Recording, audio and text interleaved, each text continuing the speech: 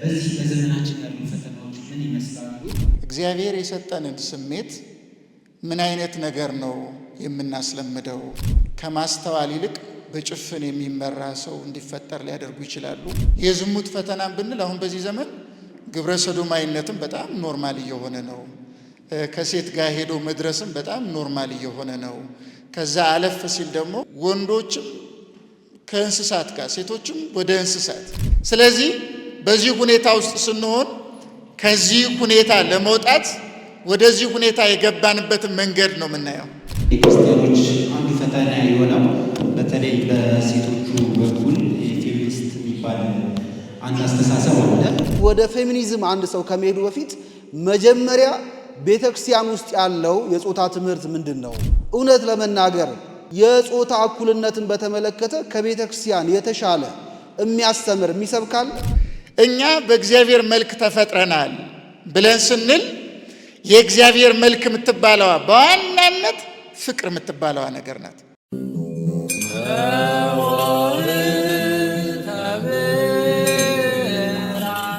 እንግዲህ የመጀመሪያው ጥያቄ የሚሆነው በዘመናችን የክርስቲያናዊ ሕይወት ፈተናዎች ምንድን ናቸው? እንግዲህ ያው ዘመኑ በተለያዩ ዘመናት ወቅቱንና ዘመኑን ያማከሉ ጥያቄዎች ይመጣሉ፣ ፈተናዎች ይመጣሉ።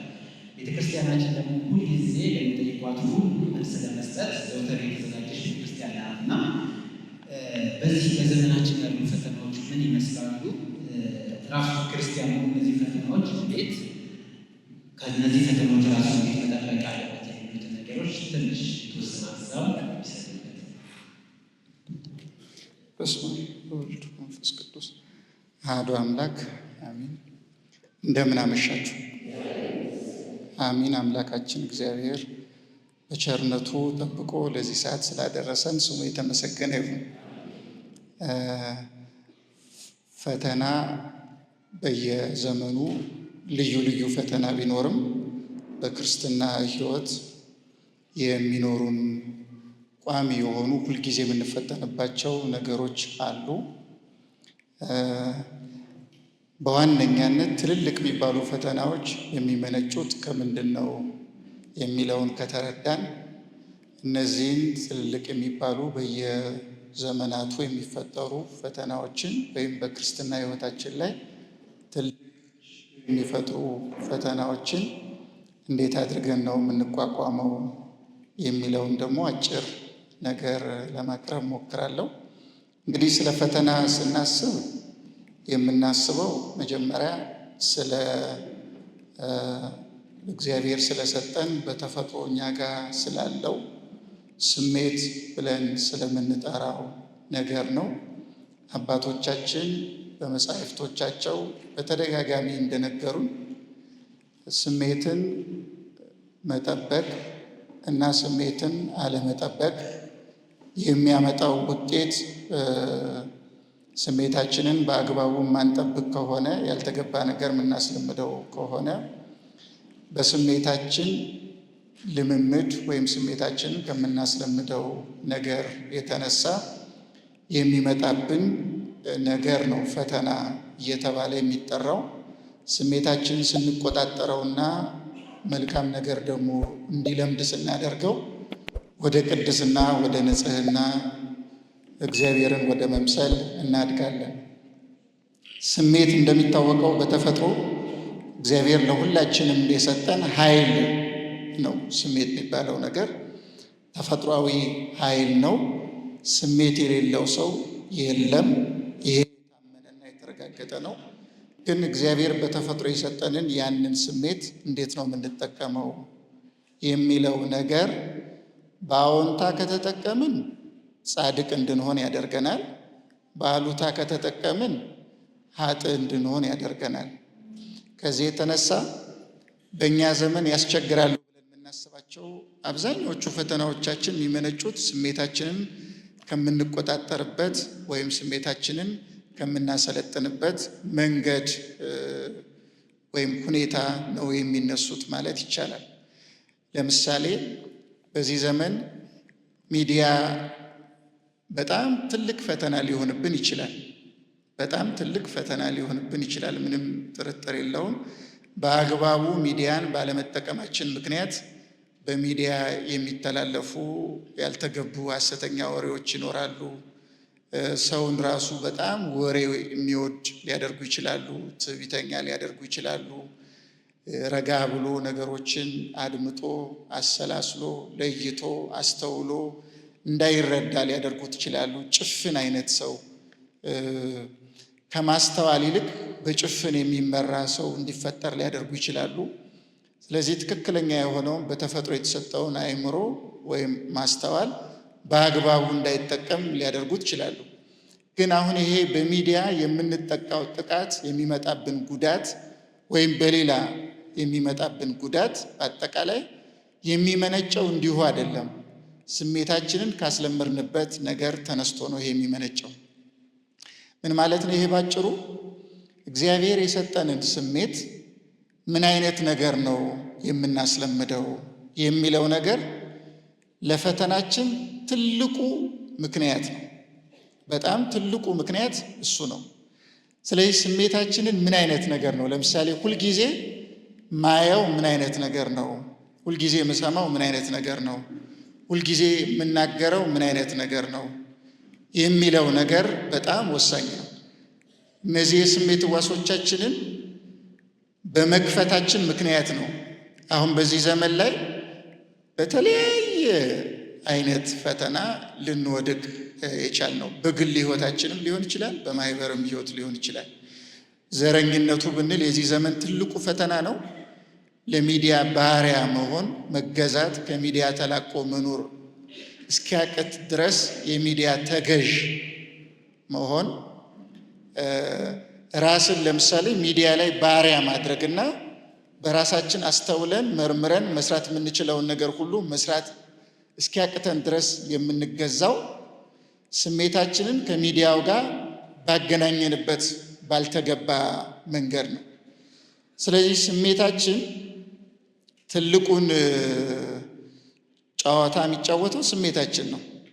ትልቁን አስተዋጽኦ የሚያደርገው ስሜታችን ነው። የዝሙት ፈተናን ብንል አሁን በዚህ ዘመን ግብረ ሰዶማዊነትም በጣም ኖርማል እየሆነ ነው። ከሴት ጋር ሄዶ መድረስም በጣም ኖርማል እየሆነ ነው። ከዛ አለፍ ሲል ደግሞ በእኛ ቤተ ክርስቲያን ምንም በኢትዮጵያ ይህን ያህል ጥናት ባይደረግም በምዕራቡ ዓለም እንደምታውቁት ሴትና ወንድ የሚያደርጉት ህገወጥ የሆነ ሩካቤ እየሰፋ ሲሄድ ትዳር እየረከሰ እየተቃለለ ይሄድና በኋላ ሴት ከወንድ ጋር የሚለው ቀርቶ ሴት ከሴት ጋር ወንድ ከወንድ ጋር የሚለውን ኖርማላይዝ ወደ ማድረግ መጣ። አሁን ደግሞ ወንድ ከወንድ ሴት ከሴት የሚለውን ቀለል ብሎ ወንዶችም ከእንስሳት ጋር ሴቶችም ወደ እንስሳት አይነት ነገር ዘወር ማለት ተጀምሯል። ከዛ ደግሞ ከፍ ብሎ ይሄ ለምን ይበቃል ብለው ደግሞ ይሄም ስሜታቸው አልረካ ሲላቸው እንደገና ወደ ሌላ ሄደው ሮቦቶች ጋር ያልተገቡ ነገሮችን እስከ ማድረግ ድረስ ሰዎች እየደረሱ ነው። ይሄ ሁሉ የሚመነጨው ስሜታችንን ከምንጠቀምበት ወይም ከምናስለምድበት ነገር ነው። ይሄ ሁሉ የሚመነጨው ማለት ነው። ስለዚህ በዚህ ዘመን ትልልቅ ምንላቸው ለምሳሌ አሁን ቅድም እንዳልኩት ዘረኝነት ትልቁ ፈተና ነው ብንል፣ ዘረኝነት በጣም ትልቅ ፈተና ነው፣ የታወቀ ነው። ድሮም ነበረ፣ ግን አሁን በደንብ እየጨመረ ቀለል እያለም የሆነ ዘረኛ ሊሆን አይገባውም ብለን የምናስበው ሰው ዘረኛ ሆኖ ስናገኝ ዘረኝነትን ቀለል ልናደርግ እንችላለን። እንትናማ እንዲህ ከሆነ ምናምን ነገር ብለን ልናቀለው እንችላለን። ያ እየጨመረ ዘረኝነትን እንደውም አንድ ሰው መጽሐፍን እየጠቀሰ ከቅዱሳት መጻሕፍት ጥቅስ እየጠቀሰ ከሙሴ ዘመን ጀምሮ ይሄ አሁን ዘረኝነት ተብሎ እንደ ኃጢአት የሚወቀሰው ነገር ነበረ፣ ስለዚህ እንደ ኃጢአት ሊወሰድ አይገባውም ብሎ ሁሉ መጽሐፍ ያዘጋጀ አንድ ሰው አለ። በመጽሐፍ ላይ እንደ አንድ ይዘት አድርጎ ይሄን የጻፈበት ሰው አለ። ስለዚህ አንዱ ፈተና ሊሆን ይችላል ማለት ነው። ይሄ ግን ይሄ ከምንድን ነው የሚመነጨው? የዝሙትስ ቢሆን ከምንድን ነው የሚመነጨው? ትዳርን ማቅለል፣ ባል ለሚስት ታማኝ አለመሆን፣ ሚስትም ለባል ታማኝ አለመሆን፣ በሚዲያ መጠቃት፣ እንደዚህ የምንላቸው ነገሮች በአጠቃላይ ከምንድን ነው የሚመነጩት? ደጋግሜ እንደተናገርኩት እግዚአብሔር የሰጠንን ስሜት ከምንጠቀምበት መንገድ ወይም ከምንጠቀምበት ሁኔታ ነው የሚመነጨው ይሄ ፈተና። ስለዚህ ምን ብለን ነው የምናስበው? እግዚአብሔር በተፈጥሮ ስሜት ሰጥቶኛል። ያን የሰጠኝን ስሜት ምን አይነት ነገር ነው ማላምደው? ምን እንዲይዝ ነው የማደርገው? ምን እንዲለምድ ነው የማደርገው የሚለው ነገር በጣም ወሳኝ ነው። በተለይ አንድ ሊቅ የሚናገረው አለ። ስሜታችን በጣም ልማዳዊ እስከ መሆን ድረስ ከደረሰ በጣም አደገኛ ፈተና ላይ ነን ማለት ነው ይላል። ይህን ቅደም ተከተል ሲያስቀምጥ እንዴት አድርጎ ነው የሚያስቀምጠው? 3 የሞቱ ጌታችን ከሞት ያስነሳቸውን ሰዎች ያነሳል። አንደኛው የሹሙ ልጅ በማርቆስ ወንጌል ምዕራፍ 5 ቁጥር 35 ላይ የተጻፈች አለ። ሁለተኛው ደግሞ የመበለቲቱ ልጅ ሉቃስ ወንጌል ምዕራፍ 7 ቁጥር 14 ላይ የተጻፈ ታሪክ አለ። ሶስተኛው የአልዓዛር ታሪክ አለ። አልዓዛር ሞቶ ተቀብሮ 4 ቀን ሞልቶት ነበረ እና ጌታ እነዚህ 3ቱንም የሹሙን ልጅም የመበለቲቱን ልጅም አልዓዛርንም 3ቱም ሞተዋል። ግን ሁኔታቸው የተወሰነ ልዩነት አለው። የሹሙ ልጅ ሞታ ቤት ውስጥ ነው የነበረችው። አስከሬኗ ወደ ውጭ አልወጣም። ቤት እንዳለች ጌታችን ቤት መጥቶ ከሞት አስነስቷታል። የመበለቲቱ ልጅ ደግሞ ሞቶ ሊቀብሩት ይዘውት እየሄዱ እያለ በአደባባይ ጌታችን ይመጣና አንተ ጎበዝ ተነስ ብሎ ከሞት ያስነሳዋል። አልዓዛር ደግሞ ሞቶ በአደባባይ አስከሬኑን ወስደው ቀብረው 4 ቀን ሞልቶታል። ከዚህ በኋላ ጌታ ይመጣና መቃብር ላይ የነበረውን አልዓዛርን ከሞት ያስነሳዋል። እነዚህ የኃጢአት ምሳሌዎች ናቸው ይላል አውግስጢኖስ። የመጀመሪያው ቤት ውስጥ እንዳለች ሞታ የነበረችው ሰው ማያቅለት በውስጡ ግን በማሰብ በሐሳብ ለምሳሌ ትዕቢትን ደጋግሞ በህሊናው እያወረደ የሚያስብ ሰው አለ። በጣም ስለ ራሱ ከፍ አድርጎ የሚያስብ ወይም ሰዎች በጣም እንዲያመሰግኑት የሚያስብ ሰው አለ። ደጋግሞ ለምንድን ነው የማያመሰግኑኝ፣ ለምንድን ነው የማያከብሩኝ እያለ ውስጡ ስሜቱ ከሰዎች ምስጋናን ሁልጊዜ እንዲፈልግ አድርጎ ህሊናውን የሚያስለምድ ሰው አለ። በውስጡ የሞተ ሰው ሊባል ይችላል ይሄ እና ክፉ አስተሳሰብ ዝሙት ሊሆን ይችላል። በገቢር አይፈጽመውም፣ በአንደበት አይናገረውም። በውስጡ ግን ከተለያዩ ሴቶች ጋር ከተለያዩ ወንዶች ጋር ያመላለሰ በዝሙት የሚወድቅ አለ። ስለዚህ በውስጡ ሙሉ በሙሉ ከእግዚአብሔር የተለየና የሞተ ይሆናል። ይሄ ወዴት ይወስደዋል ይላል? ወደ ሁለተኛው ደረጃ ውስጡ የሞተ ላልተገባ ሐሳብ የተገዛ ሲሄድ ስሜቱ ያንን ነገር ምን ያደርገዋል? በአደባባይ መግለጽ ይጀምራል። ልክ የመበለቲቱ ልጅ ሞቶ ሊቀብሩት በአደባባይ እየወሰዱት እያለ ጌታ መጥቶ አድኖታል። እንደዚሁ በአደባባይ ሰው እያየው ማጨስ፣ ሰው እያየው መሳደብ፣ ሰው እያየው በጣም ያልተገቡ ነገሮችን ማድረግ ይጀምራል ማለት ነው። እንዲህ እያደረገ ሲሄድ ዕለት ዕለት ድርጊቱን እየጨመረ ሲሄድ ሰዎች በሱ ተስፋ እየቆረጡ ይሄዱና ይህ ሰው በፍጹም ከእንግዲህ ወዲህ ከእንዲህ ያለ የኃጢአት ስራው ሊመለስ አይችልም ብለው ሰዎች በህሊናው ይቀብሩታል። ያ ሰው ሲቀበር እንደ አልዓዛር ይሆናል። ይሄ ምን ማለት ነው? የመጨረሻው የኃጢአት ደረጃ ነው። የአልዓዛር ሞቶ ወደ መቃብር ገብቶ 4 ቀን እስኪሞላው ድረስ መቆየት በኃጢአት ሞቶ ለኃጢአት ባሪያ ሆኖ ተገዝቶ ለምዶት ወደ መቃብር እስኪገባ ድረስ በኃጢአት ሸቶ መቅረትን የሚያመለክት ነው። ስለዚህ ይሄ ሁሉ የሚመጣው ከስሜት ነው። በመጀመሪያ በማሰብ ስሜታችን የምናስለምደው ነገር አለ። ከዛም በገቢር ከዛን ገቢራችን በመደጋገም ከዛን ያ የደጋገምነው ነገር ልማድ እስኪሆን ድረስ ከኛ ጋር እንዲጣበቅ የምናደርግበታል። ያን ጊዜ ሞተንለት እንቀበራለን ማለት ነው። ሞተንለት ለዛ ነገር ያኔ የፈለገ ብንጾም ብንጸልይ ምናምን በአንድ ጊዜ ንቅል ብሎ ላይጠፋልን ይችላል። ለምን? ውስጣችን በዛ ነገር ቁጥጥር ውስጥ ስለሚገባ በአንድ ጊዜ ያን ነገር ማስወገድ ያቅተናል። ምንጾመው ጾም፣ ምንጸልየው ጸሎት፣ ምናቀርበው መስዋዕት በአጠቃላይ በጣም አስቸጋሪና እጅግ በጣም ፈታኝ እንድንሆን ያደርገናል። ስለዚህ በዚህ ሁኔታ ውስጥ ስንሆን ከዚህ ሁኔታ ለመውጣት ወደዚህ ሁኔታ የገባንበትን መንገድ ነው የምናየው። ወደዚህ ሁኔታ የገባነው ስሜታችንን ካስለመድንበት ካላመድንበት ነገር ነው የምንነሳው ማለት ነው። ስለዚህ ስሜቴን ምንድን ነው ያስለመድኩት? ዓይኔ ምን እንዲያይ፣ ጆሮዬ ምን እንዲሰማ፣ አፍንጫዬ ምን እንዲያሸት፣ ምላሴ ምን እንዲቀምስ፣ ሌሎች አካሎቼ ደግሞ ምን እንዲነኩ ነው ያስለመድኳቸው። ከዛን ምን አደርጋለሁ? በስሜቴ ሄጄ ልማዳዊ ኃጢአት ላይ ደርሻለሁ። ያ ልማዳዊ ኃጢአት ዝሙትን ቀለል እንዳደርግ፣ በሚዲያ ባሪያ እንደሆን፣ በጣም ትዕቢተኛ እንደሆን፣ ማልሰማ እንደሆን፣ በተለይ ለመዘርዘር በጣም አስቸጋሪ ይሆናል እንጂ አባ ቀሌዮጳ የሚባሉ አባት ከ8 አቅጣጫ የሚመጡ ፈተናዎች አሉ ካሉ በኋላ በጣም ከባባድ የሚባሉት ፈተናዎች ከላይ የሚመጡ ፈተናዎች ብሎ የሚገልጻቸዋል።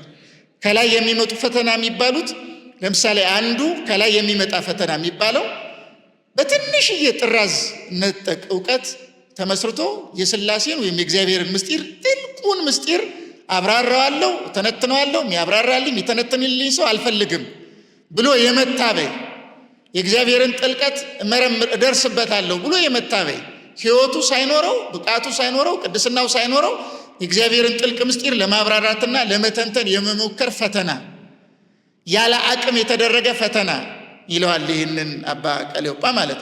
እንደዚህ አይነት ፈተናዎች ሁሉ የሚመነጩት ስሜታችንን ከምናላምድበት ነገር ነው። ስሜት በጣም ወሳኝ ነገር ስለሆነ ነው ደጋግሜ የተነሳው። ቅድም እንዳልኩት ዝሙት በጣም በዚህ ዘመን ያስቸግራል። ግን በምን ይመጣል ብንባል ለምሳሌ አንዱ ስሜታችንን ምግብ በምናስለምድበት መንገድ ይመጣል ብለን ልንመልስ እንችላለን። ምን ያህል ነው በቀን ምንበላው? ስንበላ ከስሜታችን ጋር ምን ያህል ምንበላው ምግብ እንዲላመድ እናደርገዋለን? ዕለት ዕለት የሚጣፍጥና እጅግ በጣም ብዙ የሆነ ምግብ ምንበላ ከሆነ ከስሜታችን ያንን እየለመደ ነው የሚሄደው። ምግብና መጠጥ ደግሞ እያበዛን ስንሄድ በውስጣችን የዝሙት ስሜትን እየቀሰቀሰ ነው የሚሄደው። ልክ ለምድር ማዕድን ምድር ለም እንድትሆንና የተዘራባትን ዘር እንድታበቅል ለምድር የሚሰጣት ማዳበሪያ ምድሪቱን ለምለም እንደሚያደርጋት ለእኛ የምንመገበው ምግብ በውስጣችን የሚፈጠረውን የዝሙት ፍላጎት ያቀጣጥለዋል፣ ያነደዋል፣ ያባብሰዋል። በጣም ብዙ ምግብ የሚበላ ሰው የዝሙት ፍላጎት ይቅርልኝ ማለት አይችልም። ይሄን የማይችል ከሆነ እንዴት አድርጎ ነው የሚቆጣጠረው የዝሙት ፍላጎቱ? ምግብ ያላመደበትን መንገድ በመገልበጥ ነው። ስለዚህ በፊት ይበላ የነበረበትን መንገድ ቀስ እያደረገ ቀነስ እያደረገ ራሱን ማላመድ አለበት።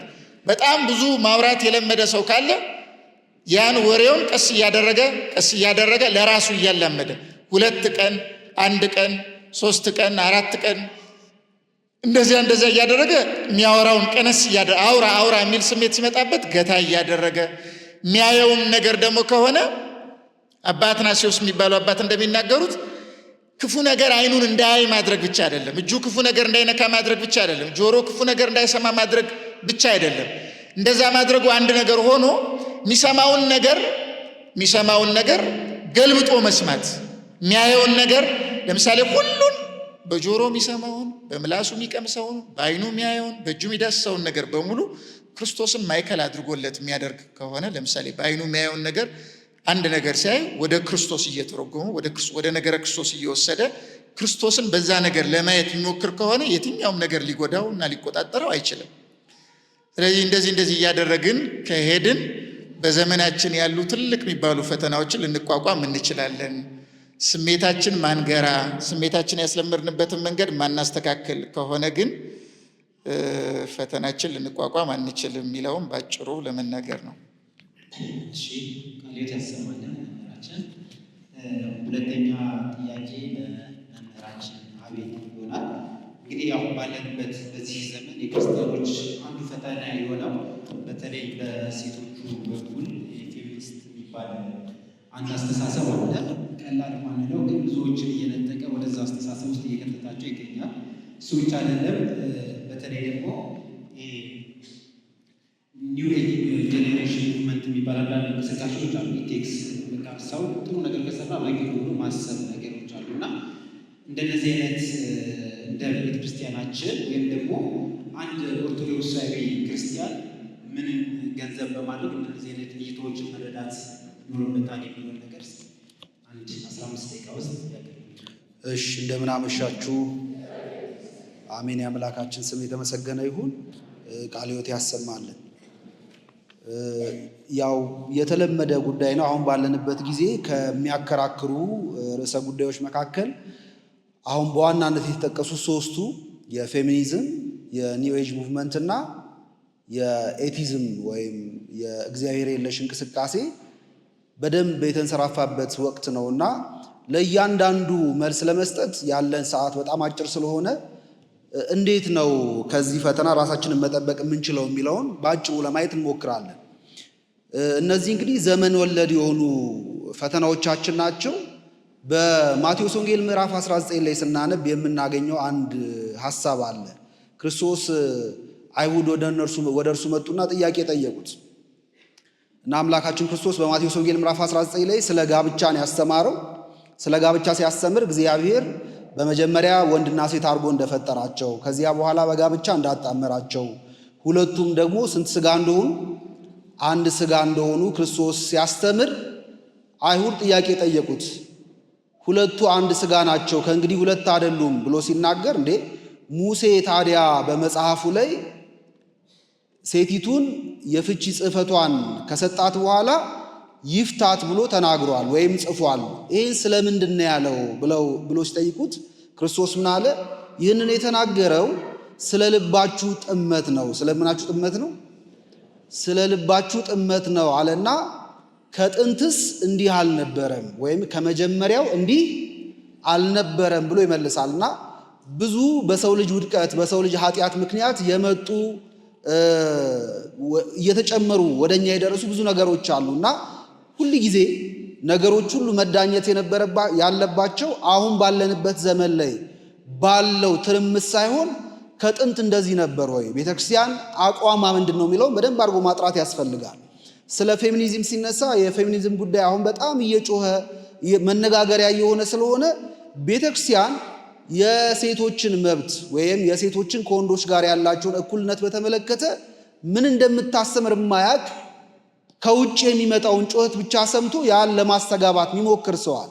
ስለዚህ ወደ ፌሚኒዝም አንድ ሰው ከመሄዱ በፊት መጀመሪያ ቤተክርስቲያን ውስጥ ያለው የጾታ ትምህርት ምንድን ነው፣ ሴቶች በቤተክርስቲያን ውስጥ ያላቸው አስተዋጽኦ ያላቸው ድርሻ ከመብት አንጻር እንዴት ይታያል የሚለውን በደንብ አድርጎ መመርመር አለበት።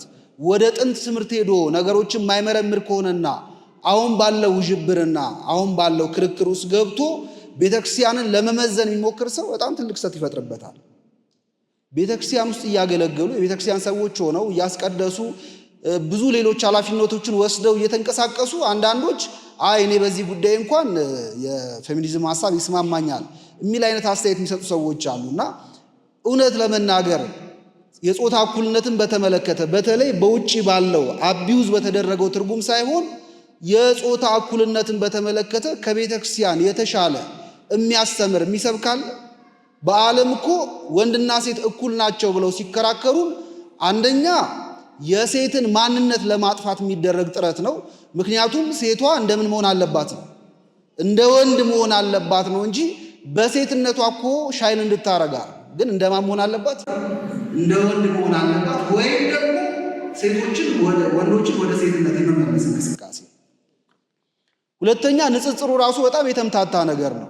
ወንድና ሴትን እኩል ናቸው ብለው የሚያነጻጽሩበት ምክንያት እርስ በርሱ የማይገናኝ ነው። ከዚህ በፊት በጣም ብዙ ጊዜ ተደጋግሞ እንደሚባለው ለምሳሌ በሴቶች ወገን አይከን የሆኑ ሴቶች አሉ አይደል? ለምሳሌ በሩጫ ብትመለከቱ ስማቸውን ምንጠራቸው በጣም ብዙ ሴቶች አሉ። እነዚያ ሴቶች በሩጫ አንደኛ ወይም የሴቶች እኩልነትን ያረጋገጡ የተባሉት ከወንዶቹ ጋር ወጣው ነው አይደለም? እና ፓራሜትሩ ራሱ በጣም የተዛባ ነው። በምዕራቡ በአሜሪካን ሀገር ለምሳሌ የሴቶች እኩልነት እየተባለ ይጮሃል። ግን አሁን በአሜሪካን የመሪዎች ታሪክ ውስጥ ሴቶች ፕሬዚዳንት የሆኑበት ታሪክ አለ የለም? ዝም ብሎ ጩኸት ነው። ዝም ብሎ አያችሁ። እና እጃችን ላይ ያለውን በጣም የነጠረውን ንጹሕን የሆነ መለኪያ ትምህርት ለመቀማት ሲሞክሩ እንዲህ አይነት ጩኸቶችን ሲያስተጋቡ ትመለከታላችሁና ቤተክርስቲያናችን ወንድና ሴት በተፈጥሮ እኩል እንደሆኑ ትናገራለች። በምን አልኳችሁ? በተፈጥሮ ሔዋንን እግዚአብሔር የፈጠራት ከአዳም ጎን ነው። ከፍ ብሎ ከራሱ አልፈጠራትም፣ ዝቅ ብሎ ከእግሩ አልፈጠራትም። ምክንያቱም በተፈጥሮ ምኑ እንደሆነች እኩሉ እንደሆነች እኩል እንደሆነች እንዲረዳም ጭምር ነው። በድርሻ ግን ይለያያሉ አይለያዩ? የድርሻ ግን ልዩነት አለ። ሴቶች የሚሰሩት ወንዶች የማይሰሩት አለ። ወንዶች የሚሰሩት ሴቶች ምንም የማይሰሩት አለ። ወንዶች ለምሳሌ በቤተ ክርስቲያን ውስጥ በክህነት ሊያገለግሉ ይችላሉ። የሴቶች ጸጋ ደግሞ ሌላ ነው። መውለድ ነው የሴቶች ጸጋ። መውለድ እኮ ለሴቶች እንደ ጸጋ የሚነገር ነው። ምክንያቱም ባዮሎጂካሊ ራሱ ብትመለከቱት ሴቶች ጋር ያለው ፕሮሰስ ከወንዶች ይልቅ በጣም ሰፊ ነው። ከወንድ የሚወሰደው ነገር ከ25% የበዛ አይደል። የቀረው ነገር ሁሉ የሚያልቀው ማጋር ነው። 75% ያለው ሴቶች ጋር። ስለዚህ ለሴት ልጅ መውለድ ጸጋዋ ነው። ወንድ ካህን ይሆናል። ሴት ግን ካህን ምን ታረጋለች? ትወልዳለች። ካህን ያለ ሴት ክህነት ሊቀጥል ይችላል? አይችልም። እና ድርሻ ነው። አንደኛው ለምሳሌ አይን የማየት ድርሻ ስላለው በቃ እኔ ካየሁ ይበቃል እግርና እጅ አያስፈልግም ይላል። የአይንን ድርሻ እጅ ሊተካ አይችልም። የእጅን ድርሻ ምን አይተካም? አይን አይተካምና ይሄ ከጥንት የነበረ ነው። እግዚአብሔር ገና አዳምና ሔዋንን ሲፈጥር ተፈጥሯቸውን አስተካክሎ ፈጥሯል። የነፍስ እኮ ልዩነት የለንም። ቅዱስ ጳውሎስ በመልእክቱ ላይ በጌታ ዘንድ ወንድም ሴትም የለም ይላል። ወንድም ሴትም የለም ምን ማለት ነው? በጎ ስራ ሰርተን ከተገኘን እግዚአብሔር በሰማይ ለወንዶች ሌላ ለሴቶች ሌላ የሚያወርሰው መንግስት አለው? የለውም። ሁላችንም የምንወርሰው ስንት ነው? አንድ መንግስት ነው። እና የቤተ ክርስቲያን የጠራ ትምህርት አለ የጾታን እኩልነት በተመለከተ። አንድ ሰው ግን ከውጭ ጮኸት ከሆነ ወደ ቤተ ክርስቲያን የሚገባው ቤተ ክርስቲያን ውስጥ የሚነገረውን በራሱ ለመረዳት ሊቸገር ይችላል። ካልቸራሊ በኦሪት ለምሳሌ ሴቶች ሊገፉ ሊረገጡ፣ እንዳይናገሩ፣ ድምፅ እንዳይኖራቸው ሊደረግ ይችላል። ይሄ ግን የማህበረሰብ ችግር ነው እንጂ የቤተ ክርስቲያን አስተምሮ አይደለም። የቤተ ክርስቲያን አስተምሮ አይደለም። በቤተ ክርስቲያንም እኮ አሳየን ክርስቶስ። ይናቁ ይረገጡ የነበሩትን ሴቶች በሐዲስ ኪዳን የትንሣኤው የመጀመሪያ ምስክሮች አደረጋቸው። ምኖች አደረጋቸው አይደል? ሰበካ ትንሣኤ እንላለን እኮ። አዋልዲሃ ለጽዮን፣ የጽዮን ልጆች ትንሣኤን ምን አደረጉ? ሰበኩ። እና በኦሪት ሴት ትናቅ ነበር፣ ምስክር ተደርጋ አትቀርብም ነበር፣ ቃሉ አይደመጥም ነበር። ይሄ ተጽዕኖ ከዚያ ማህበረሰብ ከወጡ ከሐዋርያቱም ዘንድ ይንጸባረቅ ነበር። ሐዋርያቱ መጥተው ሴቶቹ ስለ ክርስቶስ ትንሣኤ ሲነግሯቸው ብዙ አላመኗቸውም ነበር። ምክንያቱም ምኖች ስለነበሩ? ሴቶች ስለሆኑ ይህን ዜና ያወሩት። ክርስቶስ ግን የሴቶችን ክብር እንደመለሰ፣ ማህበረሰቡ እንዳዋረደው፣ እንደጣለው፣ እንዲቀር እንዳላደረገ ሴቶችን የመጀመሪያው የትንሣኤ ሰባኪዎች በማድረግ አሳይቷል። እሱ ብቻ አይደለም። እመቤታችን ቅድስት ድንግል ማርያም አምላክን በመውለድ ለሰው ልጆች ሁሉ የመዳን ምክንያት ሆናለች እኮ። የጥፋት ምክንያት ነበር የምትባለው ሴት የመዳን ምክንያት ሆና እመቤታችን በሴቶች ላይ የነበረውን ወቀሳ ምን አድርጋላችኋለች? አስወግዳላችኋለች። እንዴ በምድር ላይ እኮ የእግዚአብሔር አባት የሚባል የለም። የእግዚአብሔር እናት ግን ማናለች? እና ይሄ የቤተ ክርስቲያን የጠራ ትምህርት ነው። ስለዚህ አንድ ሰው ይሄንን መስማት ትቶ ወደ ውጭ ከወጣ በጣም ችግር ነው የሚፈጠረው። ስለዚህ መጀመር ያለብን ከየት ነው አልኳችሁ? ከየት መጀመር አለብን? ከቤተ ክርስቲያን ከጥንቱ ትምህርት ከነበረው ትምህርት መመለስ አለብንና ከጊዜ ብዛት ክርክሮች፣ እንዲህ አይነት ጭቅጭቆች ሲነሱ ከውጭ ወደ ውስጥ መምጣት በጣም አስቸጋሪ ያደርገዋል። ሁለተኛ ከእንዲህ አይነት ፈተና ለማምለጥ ኦርቶዶክሳዊ ሕሊናን ገንዘብ ማድረግ ያስፈልጋል። ምናዊ ሕሊና አልኳችሁ? ኦርቶዶክሳዊ ሕሊና። ኦርቶዶክሳዊ ሕሊና የሚጠይቅ ነው። ኦርቶዶክሳዊ ሕሊና ኢንተሌክቹዋል ሂዩሚሊቲ አለው። አላውቅም የሚል ትህትና አለው። በጣም አስቸጋሪ የሚያደርገው ብዙ ጊዜ ሰዎች ወደ ኒው ኤጅ ሙቭመንት የሚግቡ፣ ወደ ኤቲዝም የሚግቡ፣ ወደ ፌሚኒዝም የሚግቡ ምክንያት ከሚሆኗቸው ነገሮች መካከል አንደኛው ራስን እንደ አዋቂ መቁጠር ነው። ኦርቶዶክሳዊ ሕሊና ደግሞ ከወንድሜ ይልቅ እኔ ምን አላረግም አላውቅም ብሎ ራስን ዝቅ ማድረግ፣ እያወቁ እንደ አላዋቂ መሆን ነው እንጂ አይ እኔ ሁሉን አውቃለሁ ብሎ መከራከር አይደለም። እግዚአብሔር የለም የሚሉ ሰዎች ወይም በኤቲዝም ሙቭመንት ውስጥ ያሉ ሰዎች አንደኛው የሚያስቸግረው ከነርሱ ጋር ለመነጋገርና ወደ ሃይማኖት እንዲመጡ ለማድረግ አንደኛው የሚያስቸግረው ነገር ምን መሰላችሁ? እነሱ ሁሉን ነገር የሚያውቁ በሃይማኖት ውስጥ ያሉ ሰዎች ደግሞ በጣም ሞኞች እንደሆኑ አድርገው ነው የሚያስቡት። ይሄ ደግሞ ከጥንትም የነበሩ ነው። አሕዛብ ክርስትናን ከሚነቅፉባቸው ምክንያቶች መካከል አንደኛው ክርስቲያኖች ሙሴና ክርስቶስ የነገራቸውን አሜን አሜን እያሉ የሚቀበሉ እንጂ በራሳቸው ሕሊና ምንም የማያረጉ የማያስቡ ናቸው ብለው ነው የሚናገሩት። እንደዛ ግን አይደለም። ሌላው ወንድምም የሚናገረው ነገር እንዳለው ዕውቀት እንዳለው ሐሳብ እንዳለው በትህትና እሱን አምኖ ለመስማት ሬዲ መሆን ያስፈልጋልና ኦርቶዶክሳዊ ሕሊና ማለት ራስን ትሁት ማድረግ ነው፣ ዝቅ ማድረግ ነው፣ ራስን ባዶ ማድረግ ነው። ራሳችንን ባዶ ስናደርግ ልንሞላበት የምንችለው በጣም ብዙ እውነተኛ ትምህርቶች አሉ። ዕውቀት አለ ከቤተ ክርስቲያን የሚወጣ። ራሱን ሞልቶ የመጣ ሰው ግን በሞላ ብርጭቆ ላይ ውሃ ብታፈሱ ምን ያደርጋል? አይገባም ወደ ውስጥ አይደለ? ሊገባ አይችልም። ስለዚህ የቤተ ክርስቲያንን ንጹህ ምንጭ ንጹህ ውሃ በውስጣችሁ መሙላት ዕውቀቱን ማስገባት ከፈለጋችሁ መጀመሪያ ራስን ባዶ ማድረግ ያስፈልጋል ነውና ራስን ባዶ አድርጎ ቤተ ክርስቲያን ምን እንደምትል ከሷ መስማት መማር ያስፈልጋል። ሌላው ሰው በዚህ ዓለም ላይ ሲኖር ራሱ ክርስቶስ ስለ ሐዋርያት ምን ብሏል? ሐዋርያቱን በተመለከተ አባት ሆይ ከዚህ ዓለም እንድታወጣቸው አልለምንህም አለ። ከምን ዓለም? ከዚህ ዓለም እንድታወጣቸው። ስለዚህ ሐዋርያቱ በዚህ ዓለም ነው የሚኖሩት። ተልእኮም አገልግሎትም ያለው በዚህ ዓለም ነው። በዚያኛው ዓለም ሽልማት ነው፣ ተድላ ነው፣ ከእግዚአብሔር ጋር አብሮ መኖር ማመስገን ነው። ስለዚህ ቻሌንጁም ፈተናውም ያለው በዚህ ዓለም ነው።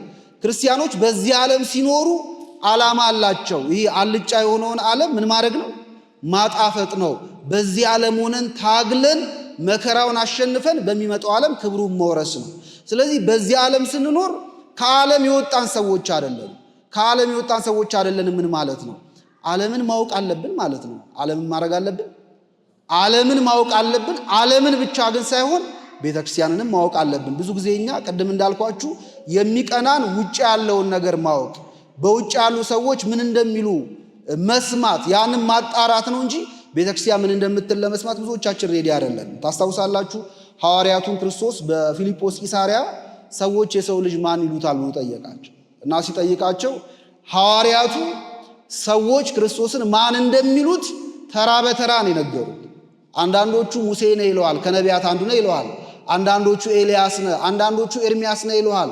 እንደዚህ እያሉ ሰዎች ስለ ክርስቶስ ምን እንደሚሉ እየተፈራረቁ በተራ ነገሩት። ከዚያ ክርስቶስ ቀጠለና እናንተስ እኔ ማን እንደሆንኩ ትላላችሁ ብሎ ጠየቃቸው። ያን ጊዜ ሐዋርያቱ ዝም አሉ። ከነሱ መካከል መልስ የሰጠው ቅዱስ ጴጥሮስ ብቻ ነው። እና ብዙ ጊዜ እኛ ስለ ራሳችን ቤተክርስቲያን ስለምታስተምረው ትምህርት ስንጠየቅ አንደበታችን ይለጎማል።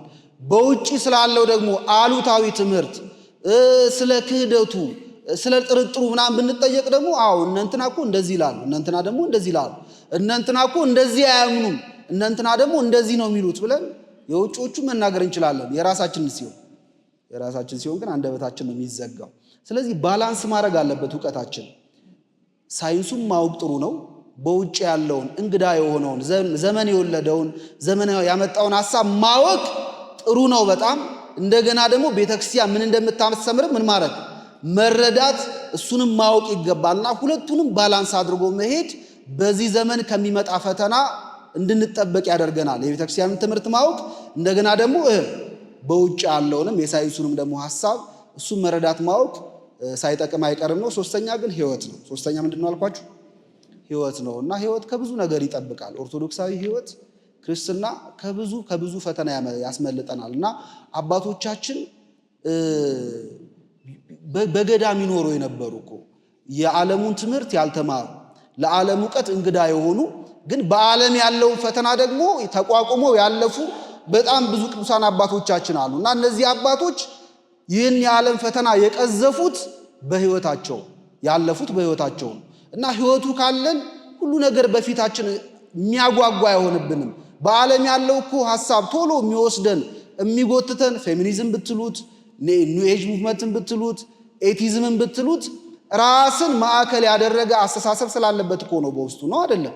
ራስን ማክበር፣ ራስን ከሌሎች ከፍ አድርጎ ማሳየት። ኒው ኤጅ ላይ ብትመለከቱ በጣም ኢንዲቪጁዋሊስቲክ የሆኑ ሐሳቦች አሉበት እኔ የሚሉ ማለት እና ሁሉ ጊዜ እውነትን አንጻራዊ ነው ከኛ አንጻር መመዘን ነው የሚፈቅድልን።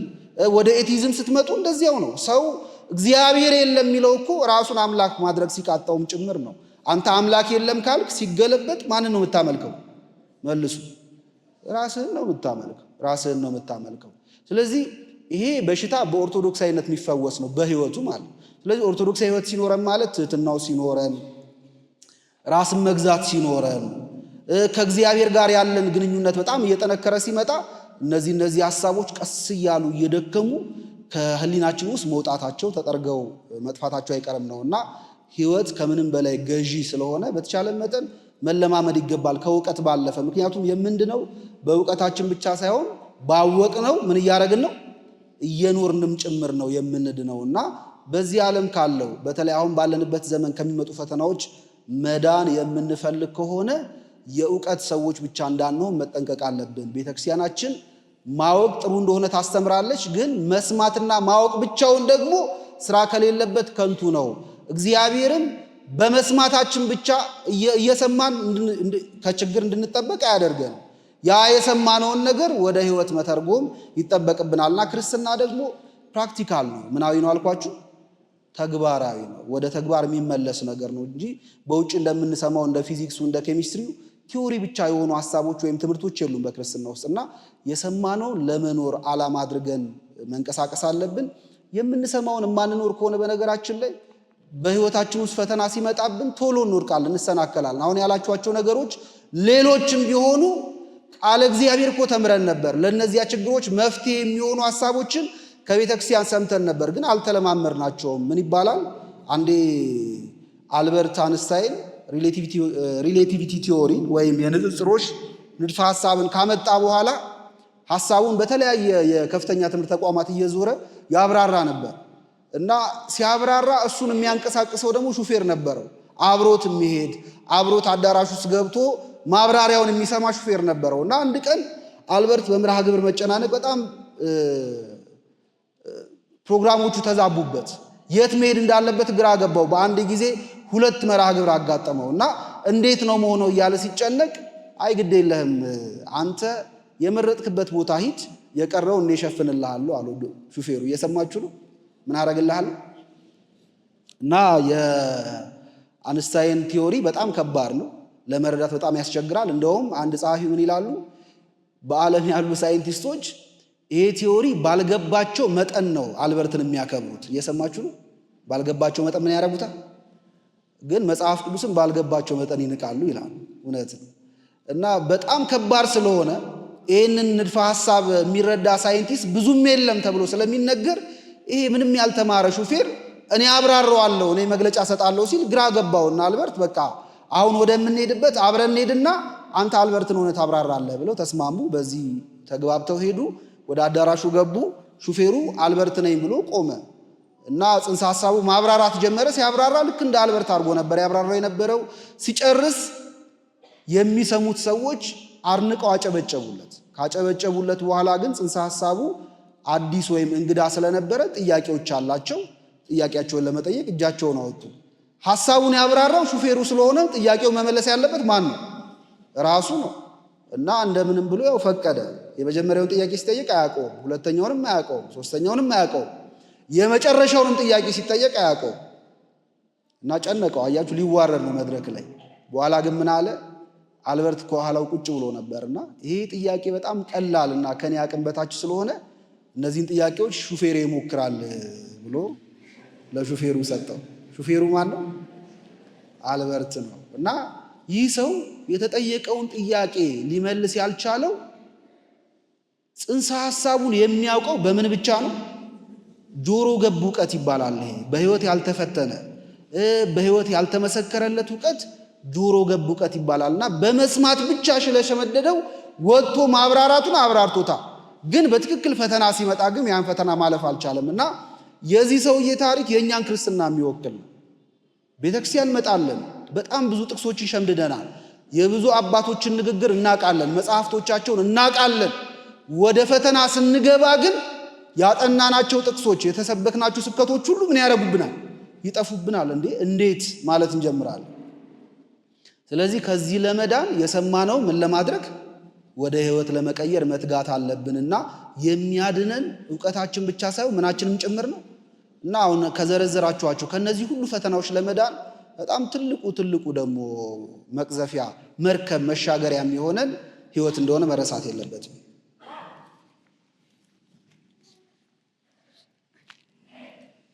ቃል ያሰማልን። አሜን። መንግሥተ ሰማያት ያወርስልን። ያው መምህራችን ድጋሜ የመጨረሻ ጥያቄ ይዘን እንመልሳለን። አሁን ወደ መምህራችን ወደ ዲያቆን ዮሐንስ እንሄዳለን። የሶስተኛው የመጨረሻው የእሳቸው የመጨረሻ ጥያቄ ይሆናል።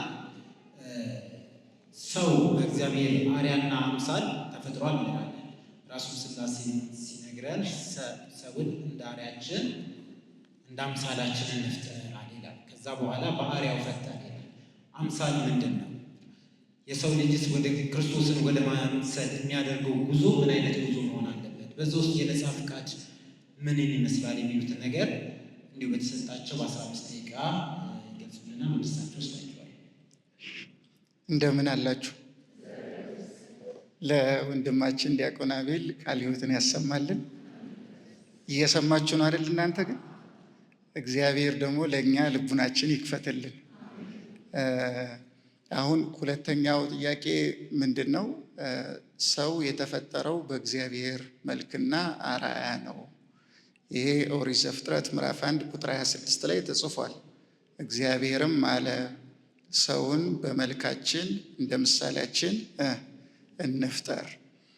ይሄ መልክና ምሳሌ ምንድን ነው የሚያመለክተው? በመጀመሪያ ደረጃ እግዚአብሔር የፈጠራቸው ብዙ ፍጥረታት አሉ። እጽዋት፣ እንስሳት፣ መላእክት እና የሰው ልጅ ብለን በአራት ልንከፍለው እንችላለን። እንስሳት የራሳቸው ተፈጥሮ አላቸው። እግዚአብሔር የፈጠረበት መንገድ አለ። እጽዋት የተፈጠሩበት መንገድ አለ። መላእክት የተፈጠሩበት መንገድ አለ። የሰው ልጅ የተፈጠረበት መንገድ አለ። ይህንን ድምፅ እግዚአብሔር የተናገረው ለሰው ልጅ ብቻ ነው። ምን ማለት ነው?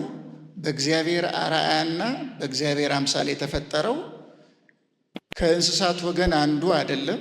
ምንም አንዳንድ በባዮሎጂ ትምህርት ሰውን ከእንስሳት አካቶ ቢናገርም እኛ ለየት አድርገን በእግዚአብሔር መልክ የተፈጠረ ስለሆነ ከፍ አድርገን ነው የምናስበውና ከእንስሳት ወገን ከምናውቃቸው በእግዚአብሔር መልክ የተፈጠረ የለም። ከእጽዋትም እንደዚህ የለም። ከመላእክትም እንደዚህ የለም። ለመጀመሪያ ጊዜ እግዚአብሔር ይህንን ድምፅ ያሰማው ወይም ይሄ ነገር የተነገረው ለሰው ልጅ ብቻ ነው። ይሄ መሆኑ የሰው ልጅ ከሌሎች ፍጥረታት በሙሉ የተለየ ፍጡር መሆኑን ያስገነዝበናል። የእግዚአብሔር መልክ ያለው ብቸኛ ፍጥረት ነው፣ የተለየ ነው። በሌላ አነጋገር በእኛ ቤተ ክርስቲያን አባ ጊዮርጊስ ዘጋስጫ በኢትዮጵያ ኦርቶዶክስ ተዋሕዶ ቤተ ክርስቲያን ትውፊት ደጋግሞ የሚናገረው አለ። በምስራቅ ኦርቶዶክሶች ደግሞ አባ ሄሬቶስ የተባሉ አባት እነዚህ ሁለቱ ፍጥረት ሁሉ የተፈጠረው ለሰው እንደሆነ ይናገራሉ። ሰውን እግዚአብሔር ከፍጥረት ሲለየው በአርአያው ፈጠረው። ሌሎቹን በአርአያው ፈጠረ ተብሎ አልተገለጸም። ለሰው ብቻ በአርአያው ተብሎ መገለጹ እግዚአብሔር ሰውን ምን ያህል ከፍ እንዳደረገው፣ ምን ያህል እንደወደደው፣ ምን ያህል ሞገስ እንዳላበሰው ነው መጀመሪያ የሚያመለክተው። ይህንን ስናይ እግዚአብሔር ከሌሎች ፍጥረታት እኛን ለይቶ እንዴት እንዳከበረን፣ ልዩ ሆነን የምንታወቅበትን ምልክት ደግሞ የእርሱን መልክ እንዴት እንዳደረገልን ነው የምናስተውለው። ስለዚህ አንደኛው ሐሳብ የተለየን መሆናችንን የሚያመለክት ቃል ነው። ሌላው ፍጥረት የሌለው ለሰው ብቻ በተለየ ሁኔታ የተሰጠ ክብር ነው። መልካ እግዚአብሔር፣ አምሳለ እግዚአብሔር እያልን የምንናገረው ማለት ነው። ይህ አንደኛው ነው። ሁለተኛው እግዚአብሔርም አለ ይልና ሰውን በመልካችን እንደ ምሳሌያችን እንፍጠር ብሎ በዚህ አገላለጽ ውስጥ እግዚአብሔር አለ በማለት በነጠላ ጀምሮ ሰውን በመልካችን እንደ ምሳሌያችን እንፍጠር ብሎ በመናገር ደግሞ በእግዚአብሔር ዘንድ ብዝሃነት እንዳለ ያስረዳል። እግዚአብሔር በእግዚአብሔርነቱ አንድ ነው፣ ግን ይሄ አንዱ እግዚአብሔር ሦስትነት ያለበት መሆኑን ለማስረዳት ሰውን በመልካችን እንደ ምሳሌያችን እንፍጠር ብሎ ይናገራል ማለት ነው። ስለዚህ ቅድም እንደነገርኳችሁ መጀመሪያ ከዚህ የምንይዘው እኛ ከሌሎች ፍጥረታት የተለየን የእግዚአብሔር መልክ ያለን ፍጡራን መሆናችንን ነው። ሁለተኛ በራሱ በሥላሴ በእግዚአብሔር መልክ የተፈጠርን ነን። በሌላ አነጋገር ምን ማለት ነው? እግዚአብሔርን ስናስብ ለምሳሌ የተለያዩ አማልክት አሉ። እግዚአብሔር አንድ ነው ብለው የሚያምኑ አሉ። እኛም እግዚአብሔር አንድ ነው እንላለን። ግን እኛ አንድ ነው የምንለው እግዚአብሔር የሚቆጠር አንድ አይደለም። እግዚአብሔርም በቁጥር አንድ ነው፣ አካሉም አንድ ነው፣ ባህሪውም አንድ ነው ብለው የሚያምኑ አሉ። በሌላ በኩል ደግሞ ሁለት ነው ብለው የሚያምኑ አሉ። እንደ ኖስቲካውያን ያሉት አንድ ነው ብለው የሚያምኑት እንደ አሕዛብ እንደ ኢስላም። ሌሎች ደግሞ የተለያዩ አማልክት አለው ብሎ ብዙ አማልክት የሚያምኑ አሉ። ደግሞ ሁሉ አምላክ ነው የሚሉ ፓንቴይስቶች አሉ። የተለያዩ አካላት እግዚአብሔርን በየራሳቸው ሕሊና የተለያየ አድርገው ይስሉታል። ያ እነሱ በራሳቸው ሕሊና ትክክል ነው ብለው የሚስሉት እግዚአብሔር በሚኖሩት ሰዎች ሕይወት ላይ የሚፈጥረው ተጽዕኖ አለ። የሚያመልኩት አምላክ ማለት ነው። እኛ የምናመልከው አምላክ አንድ እግዚአብሔር ነው።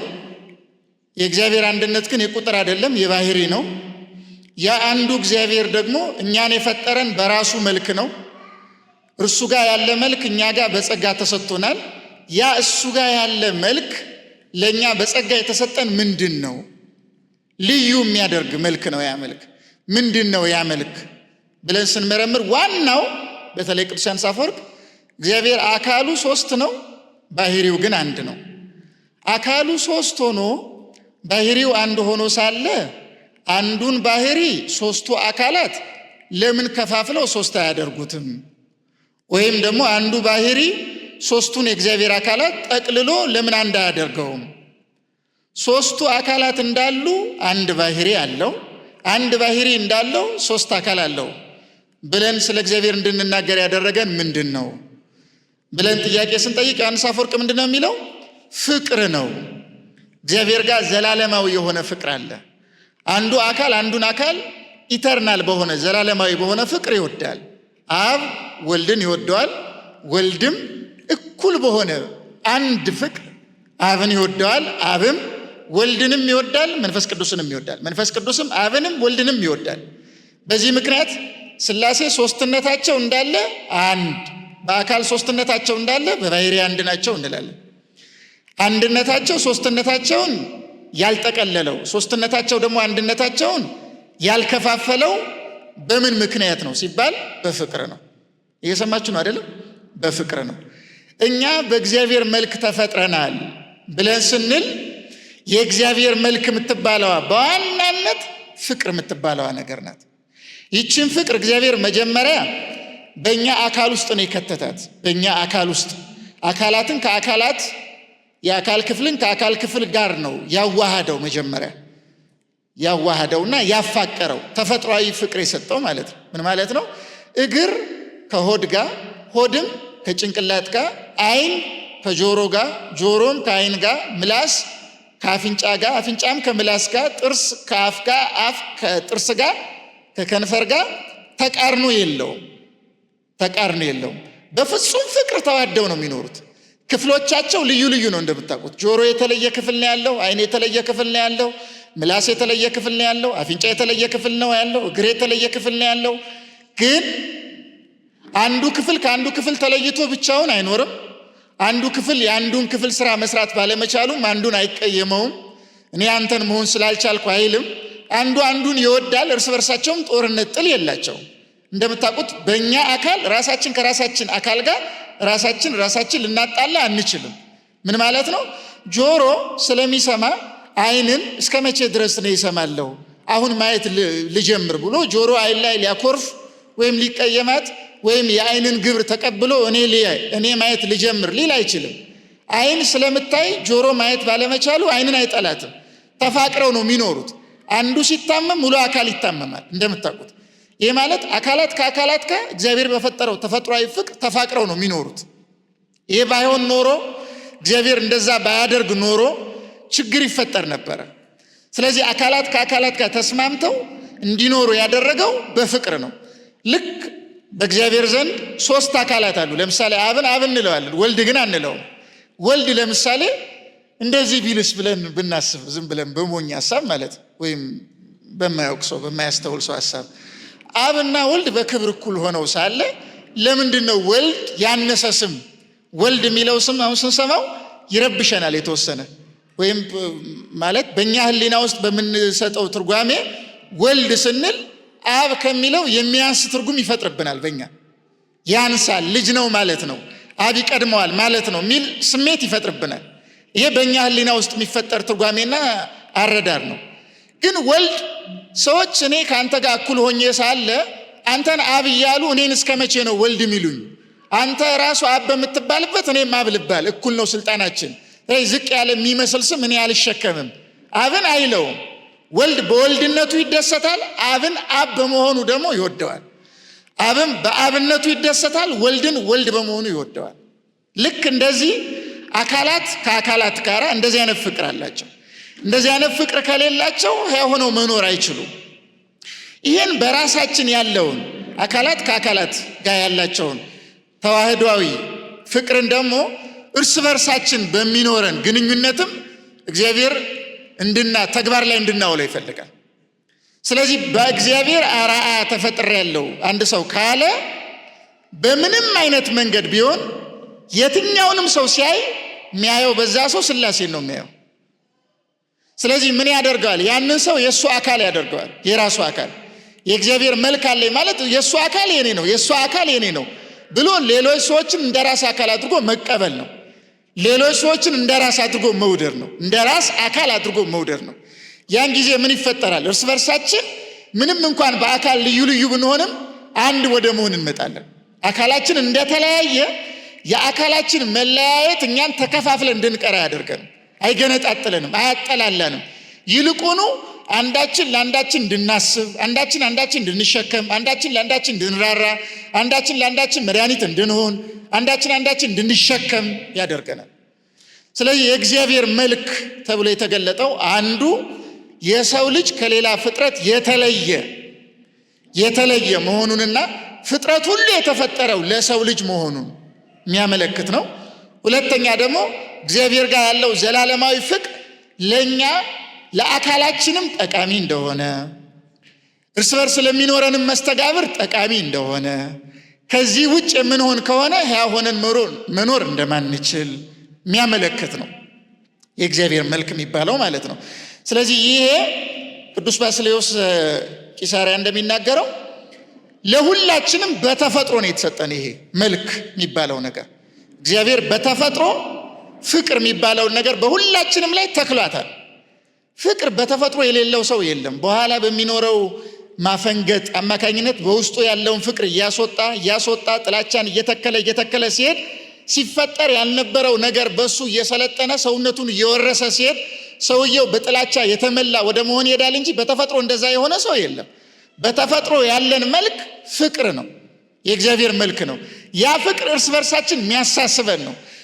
ግን ከውጭ የሚመጡ ነገሮች በተፈጥሮ የተሰጠንን ያንን መልክ ያቆሽሹታል፣ ያስረጁታል፣ ያበላሹትና ምን ያደርጉናል? ጥላቻን ይተክሉብናል። የእግዚአብሔር መልክ እንዳይኖረን የሰይጣን መልክ እንዲሰለጥንብን ወደ ማድረግ ይሄዳሉ። ቅዱስ ባስልዮስ ግን በተፈጥሮ ፍቅር፣ ይሄ መልካ እግዚአብሔር የሚባለው ነገር ለሁላችን ተሰጥቶናል። ተፈጥሯችን ነው። ያ እግዚአብሔር በተፈጥሮ የሰጠን ነገር ነው መልካ እግዚአብሔር የሚባለው ይላል ማለት ነው። ስለዚህ መልካ እግዚአብሔር ብለን ስናስብ የምናስተውለው ይህንን ነው። ጎርጎርዮስ ዘኑሲስ የተባለ አባት ደግሞ ይህን የእግዚአብሔርን መልክ ሲያብራራ ቅድም በተናገርኩት ላይ የቆመ ነው። በእርግጥ ፍቅር የሚለውን ነገር ያቀፈ ነው። ምንድን ነው የሚለው? እግዚአብሔር ጋር ያለ ለእኛ በተፈጥሮ የተሰጠን በጎ ነገርን በሙሉ የሚያጠቃልል ነው መልካ እግዚአብሔር የሚባለው።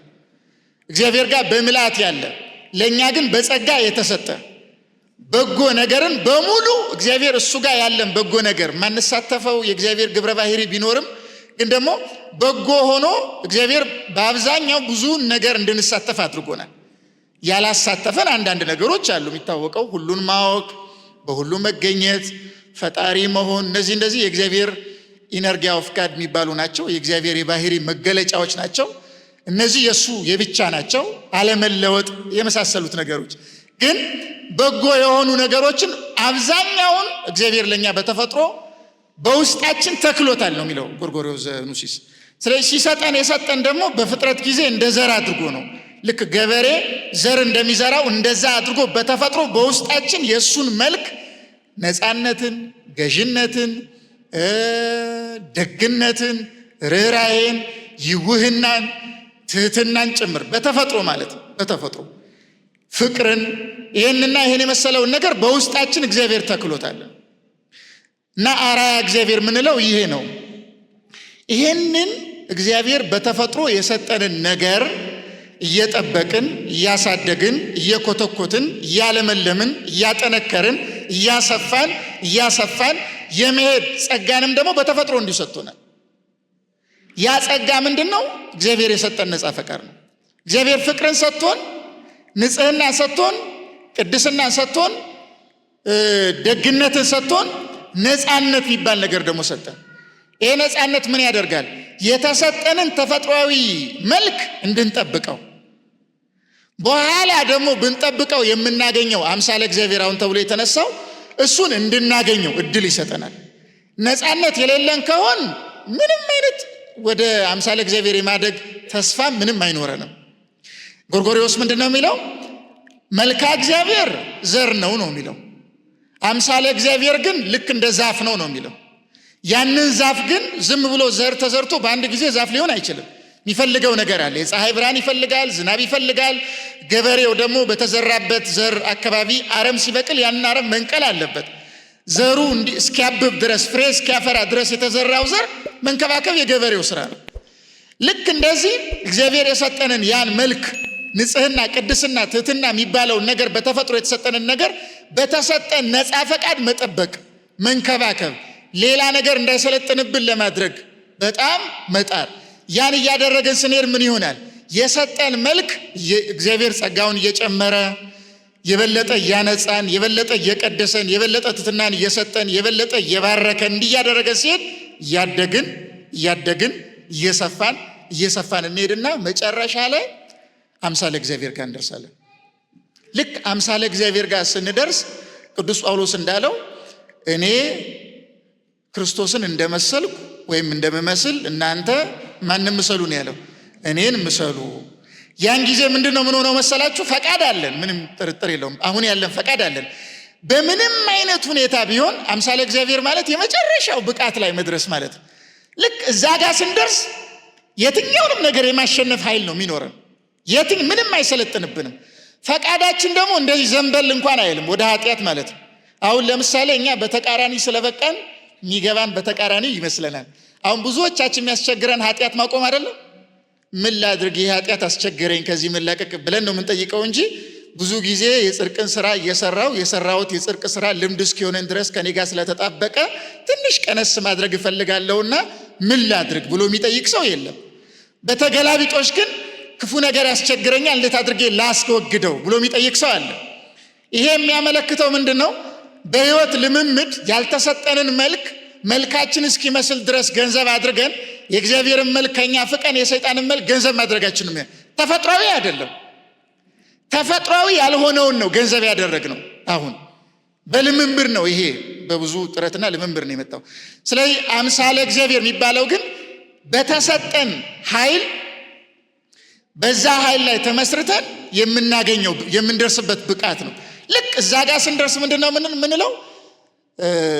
እኔ አሁን ለራሴ ሕያው ሁኜ አልኖርም። ቅዱስ ጳውሎስ ገላትያ መልእክት ምዕራፍ 1 ቁጥር 20 ላይ እንደተናገረው እኔ ሕያው ሆኜ አልኖርም፣ በእኔ የሚኖረው ማን ነው ያለው? ክርስቶስ ነው። እኔ ለራሴ አሁን ሕያው ሆኜ አልኖርም ማለት አሁን ከእንግዲህ ወዲህ አምሳለ እግዚአብሔር ላይ ስለደረሰ የኔ የራሴ ፈቃድ በእኔ ላይ አይሰለጥንም። ልክ ስንጸልይ ፈቃድ በሰማይ እንደሆነች እንዲሁም ቤቱን ነው ምንለው። ይህችን ጸሎት በጳውሎስ መጸለይ እንችላለን ማለት ነው። አምሳለ እግዚአብሔር ላይ ሰው ሲደርስ ምን እንላለን? ፈቃድ በእንትና በተባለ ቅዱስ እንደሆነ በእኔም ይሁን ማለት እንችላለን። ያ ቅዱስ ምንድን ነው የሚያደርገው? ሰማይ ሳይሄድ ምድር ላይ ሆኖ ሰማይን ጎትቶ ያመጣና መላእክትን ከእሱ ጋር እንዲሆኑ ያደርጋል። እሱ ራሱ የመላእክት ህብረት ውስጥ ይገባና ፈቃዱ እንደ መላእክት ይሆናል ማለት ነው። ልክ እንደ መላእክት ሲሆን ፈቃድ አለው። ፈቃዱ ግን ሙሉ በሙሉ በእግዚአብሔር ፈቃድ ቁጥጥር ውስጥ ይሆናል። አንድም ቀን ቢሆን ከእግዚአብሔር ፈቃድ ውጭ አይሆንም ማለት ነው። ስለዚህ ምን ይሆናል? ይሄ ሰው በጸጋ አምላክ ይሆናል። አምላክ የሚሆነው ለማን ነው? ለፍጥረት ሁሉ ነው የሚሆነው። በሁሉም ላይ በጸጋ አምላክ ይሰለጥናል። አንድ ነገር እንኳን በምድር ካለ ፍጡር ከሚባሉ ነገሮች መካከል የሚሰለጥንበት ነገር አይኖርም። ስለዚህ በሁሉም ሰልጥኖ በእሱ ላይ ደግሞ እግዚአብሔር ሰልጥኖ የሚኖርበት ወደ መሆን ነው የሚሄደው። አምሳለ እግዚአብሔር መልካ እግዚአብሔር ይባላል። ቃለ ሕይወት ያሰማልን፣ ቃለ ሕይወት ያሰማልን። አሜን። መንግስተ ሰማያት ያወርስልን። አላችሁ አይደል? እሺ፣ የመጨረሻው ጥያቄ ነው የምናደርገው። እንግዲህ ያው የብዙዎቻችን ማለት ማን ጠይቀው ግን አይምሮአችን ውስጥ የሚመላለስ አንድ ጥያቄ ይኖራል ብለን እናስባለን። እሱ ምንድነው? እግዚአብሔር ሁሉ ነገር ያውቃል። ለምሳሌ አዳም እንደሚበድል ያውቃል፣ ኃጢአት እንደሚሰራ ያውቃል። ግን እንዳይበድል ማድረግ እየቻለ እስኪበድል ለምን ዝም አለ? እንደዚህ ተመሳሳይ ነገሮች አሉ። ለምሳሌ እግዚአብሔር አምላክ እግዚአብሔር የሰው ልጅን በመፍጠሩ ተጸጸተ ይላል። እንዳይጸጸት አለመፍጠር እየቻለ ለምን ተጸጸተ የሚሉ አይነት ሎጂካል የሆኑ ጥያቄዎች አይምሮአችን ውስጥ ይፈጠራሉ። እና እንደዚህ አይነት ነገሮች ቤተክርስቲያን ምን ትላለች? ከዛም ጋር አያይዘን ደግሞ ውሳኔና እውቀት እግዚአብሔር ይወስንብናል በህይወታችን ውስጥ ማወቁ መወሰን ነው የሚሉትና ነጻ ፈቃድም ጋር የተመሳሰለ ሀሳብ አላቸውና እነሱን የመጨረሻ ጥያቄ አድርገን ጉባኤያችንን እንቋጫለን። እሺ፣ በጣም አጭር ደቂቃ ነው የምወስደው። ብዙ የተብራራ ጥያቄ ነው። ጥያቄ ውስጥ ራሱ መልሶ አለ። በነገራችን ላይ አጭር ደቂቃ ወስጄ ነው ያው ነጻ ፈቃድ በጣም ሰፊ ርዕሰ ጉዳይ ነው። በሌላ ጊዜ እግዚአብሔር ሲፈቅድ ደግሞ በሰፊው የምንነጋገር ይሆናል። ግን ከሰዓታችን አንጻር ጉዳዩን ለማሳጠር አንደኛ ከቀድሞ ማወቅ እንጀምር። እግዚአብሔር ቅድም ዲያቆን ዮሐንስ ሲናገር እንደነበረው እግዚአብሔር ሁሉን አዋቂ አምላክ ነው፣ ወይም ኦምኒሴንት ተብሎ ይጠራል። ማእምረ ኩሉ ይባላል። እግዚአብሔር ሁሉም ምን ያደርጋል? ያውቃል። ሁሉን ያውቃል ማለት ወደፊትም ወደ ኋላም ያለውን አይደል? ያ በእግዚአብሔር ዘንድ የታወቀ ነው። ከእግዚአብሔር የተሰወረ ምንም አይነት ነገር የለም። ስለዚህ እግዚአብሔር እኛን ሳይፈጥረን በፊት ያውቀናል። አያውቀንም? ያውቀናል። ከፈጠረን በኋላ የምንሰራቸውንም ስራዎች ደግሞ እግዚአብሔር ምን ያደርጋል? ያውቃል። ስለዚህ የኛ እያንዳንዱ ቀናችን በእግዚአብሔር ዘንድ የታወቀ ነው። ለዚያ ነው ቅዱስ ዳዊት ምን ይላል? ያልተሰራ አካሌን አንተ አወቅህ ይላል። ያልተሰራ ምኔ እና ቀኖቼም ደግሞ ይላል የኖርኳቸው ቀኖቼ በሕይወት መጽሐፍ የተጻፉ ናቸው። ልክ መጽሐፍ ላይ የተጻፈን ነገር አንብበን እንደምናውቀው ወይም ያወቅነው እንደምንጽፈው እግዚአብሔርም የእኛን ሕይወት ልክ እንደዛ አድርጎ ነው የሚያውቀው ነው። ስለዚህ እግዚአብሔር ያውቀዋል፣ ከእሱ የሚሰወርበት ነገር የለም። ይሄ ግን በአምላክነቱ ያለው ባህሪውን አምላክ ስለሆነ ነው ይህን የሚያውቀው። አትወቅ ማለት ይቻላል? ይቻላል? አይቻልም? አይቻልም። አትወቅ ማለት አይቻልም። ይሄ የአምላክነቱ ጠባይ ነው። ማወቅ ማለት ግን ቀድሞ ማወቅ ወይም ፎርኖሌጅ ማለት ግን ቀድሞ መወሰን ማለት ግን አይደለም። እግዚአብሔር ሁሉን ያውቃል። ነገሮች ከመፈጸማቸው አስቀድሞ ያውቃቸዋል ማለት ግን ወስኗቸዋል ማለት አይደለም። ለዛ ነው ለሰው ልጅ እግዚአብሔር ነፃ ፈቃድን የሰጠው። ስለዚህ እግዚአብሔር ለሰው ነፃ ፈቃድ ሰጥቷል። እግዚአብሔር ለሰው ልጅ እንደዚህ አድርግ ብሎ ሳይፈጥረው በፊት ቀድሞ የሚጽፍለት ሕይወት የለም። የወሰነበት በዚህ መንገድ ነው መሄድ ያለብህ ብሎ እግዚአብሔር ድምድም አድርጎ ወስኖ የጻፈለት ሕይወት የለም ለሰው ልጅ። ሰው ከተወለደ በኋላ ያንን የተጻፈለትን ነው የሚኖረው አመለካከት ከመጽሐፍ ቅዱስም ከቤተክርስቲያን አባቶች ትምህርትም የወጣ ትክክል አይደለም። እሱ እግዚአብሔር ያውቃል ቀድሞ፣ ግን ቀድሞ ምን አላረገም? አልወሰነም። ቀድሞ ማወቁ ደግሞ ያ ነገር እንዲሆን እጁ አለበት። ኢንተርፊር አድርጓልም አይባልም። ይሄንን ብዙ ጊዜ ሰምታችሁት ሊሆን ይችላል። ለምሳሌ በባለመድኃኒት ይሰጣል። ባለመድኃኒት ወይም ዶክተር ለምሳሌ ላይፍ ኤክስፔክታንሲ ያላቸው በሽታዎች አሉ። ለምሳሌ ካንሰር የታመመ ሰው ላይፍ ኤክስፔክታንሲ ሊታወቅ ይችላል። ወይም የምትኖረው ለ6 ወር ነው፣ ለ1 ዓመት ነው፣ ወይም 1 ወር ነው የቀረው ሊለው ይችላል። 1 ወር ነው የቀረው ሲለው ግን ሐኪሙ በተማረው እና በተለማመደው ሳይንስ ወይም ሳይንሱ በሰጠው እውቀት ተጠቅሞ ፕሪዲክት ያደረገው ነገር ነው። እውቀቱ ትክክል ሊሆን ይችላል። ያ ሰው ከ1 ወር በኋላ ምን ሊያደርግ ይችላል? ሊሞት ይችላል። መሞቱ ግን ባለመድኃኒት ወይም ዶክተሩ ከ1 ወር በኋላ ትሞታለህ ስላለው ነው አይደለም። ህመሙን የገደለው እንጂ ባለመድኃኒቱ አይደለም። ባለመድኃኒቱ ከአንድ ወር በኋላ ትሞታለህ ሲለው አዝማሚያውን አይቶ ሳይንሱ ከሚሰጠው እውቀት ተነስቶ ያስቀመጠው መላምት ወይም ያስቀመጠው ወይም የሰጠው መረጃ ነው እንጂ ሰውየው እንዲሞት በቀጥታ እጁ አለበት አያስብለውም። እና እግዚአብሔርም እንደዚሁ ነው። እግዚአብሔር ሁሉን አዋቂ አምላክ ስለሆነ አንድ ሰው ወደፊት ምን ሊገጥመው እንደሚችል ቀድሞ ሊናገር ይችላል። የሚገርማችሁ ቀድሞ የሚናገረው ራሱ እግዚአብሔር እኛን ከዛ ምን ለማድረግ ነው? ለመጠበቅ ነው። ምክንያቱም የመጨረሻው ኃላፊነት የሰው ልጅ ስለሆነ የመጨረሻው ኃላፊነት የሰው ነው። ለምሳሌ ትንቢት የተነገረባቸው ሰዎች የሉም በመጽሐፍ አሉ የሉም? ትንቢት ለምንድን ነው የሚጠቅመው? ትንቢት እኮ ሰዎች እንዲጠበቁ ነው። ለምሳሌ ጾመ ነነዌን ጾመን ነበረ። ለነነዌ ሕዝብ ትንቢት ተነግሮባቸዋል። ዮናስ ንስሐ ካልገቡና ካልተመለሱ እግዚአብሔር ከተማዋ ምን እንደሚያረጋት እንደሚገለብጣት ነግሯቸዋል። እንደሚገለብጣት። ስለዚህ ይሄ ትንቢት ነው። የነነዌ ሰዎች ንስሐ ገቡ፣ ወደ እግዚአብሔር ተመለሱ። እግዚአብሔርም በዚያ ሕዝብ ላይ ሊያመጣው ከነበረው መቅሰፍት ወይም ጥፋት ምን አረገ? ተጸጸተ ይላል። ተወው ለማለት ነው።